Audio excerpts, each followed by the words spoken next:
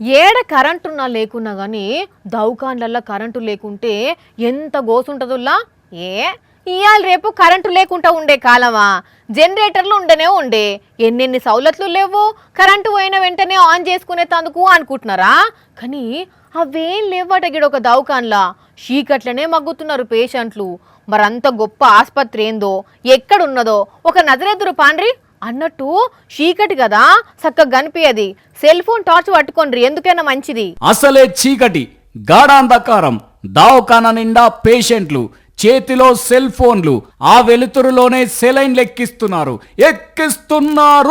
అర్థమైంది కదా ముచ్చటేందో. వీడియో తీస్తున్న అన్న పెట్టిన ఫ్లాష్ లైట్ వెలుతురుకు ఆయంత కానొస్తున్నది కానీ లేకుంటే ఎవరు ఎక్కడున్నారో ఎవరొచ్చి తొక్కుతారో తెలవకుంటున్నదట. నెల్లూరు ఆత్మకూర ఆసుపత్రిలా చూడండి నర్సు మేడం వచ్చి సెల్ ఫోన్ టార్చ్ వెలుగులా సెలైన్ పెడుతున్నది. సరే ఎంత ఎక్స్పీరియన్స్ ఉన్నా పుసుక్కున సక్క కానొచ్చి కానరాక నరానికి గుచ్చాల్సిన సూది ఇంకొకడ గుచ్చితే తిప్పల కాదా. ఆడేన్నో ఒక లైటు హర్రర్ సినిమాల ఎఫెక్ట్ లెక్క ఎలుక్కుంటా బంద్ అవ్వకుండా కొట్టుమిట్టాడుతున్నది. సరే కాకరకాయ అన్నాక ఉండదా కరెంట్ అన్నాక పోకుంటుండదా కానీ 100 పడకల ఆసుపత్రి అయినప్పుడు మరి పవర్ పోయినా వెంటనే జనరేటర్ ఆన్ చేయాలి కదా. చేస్తలేరట. ఈ ప్రసాద్ అన్న అడుగుదాం ఏందన్నా కరెంటు పోతే ఎవరు స్పందిస్తలేరా? స్పందించి జనరేట్ చేసినట్టయితే ఏం లేదు, కరెంటు పోయినట్టు మళ్ళీ వచ్చేదాకా అట్లనే ఉండాల్సింది.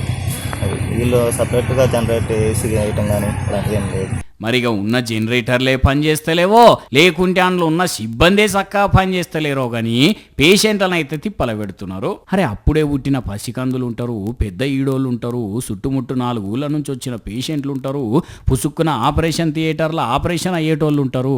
కరెంటు పోయి గంటల కమానం రాకుంటే ఎట్లనులా మరి గింత ఘోరమా? అయ్యా ఆంధ్ర ఆరోగ్యం శాఖ మంత్రి సత్యకుమార్ గారు ఏందయ్యా ఇది ఇవాళ ఇది బయటపడ్డది కాబట్టి తెలిసింది. ఇంకెన్ని దవాఖాన్లు ఉన్నాయో ఇట్లనే జర్ర అంతటా జనరేటర్లు ఏర్పాటు చేసి కరెంటు పోగానే ఆటోమేటిక్గా ఆన్ అయ్యే సౌలత్ చేస్తేనా మంచిది, మొత్తానికే కరెంటు పోకుండా చేస్తే ఇంకా మంచిది. ఏం చేస్తారో మరి చూడాలిగా.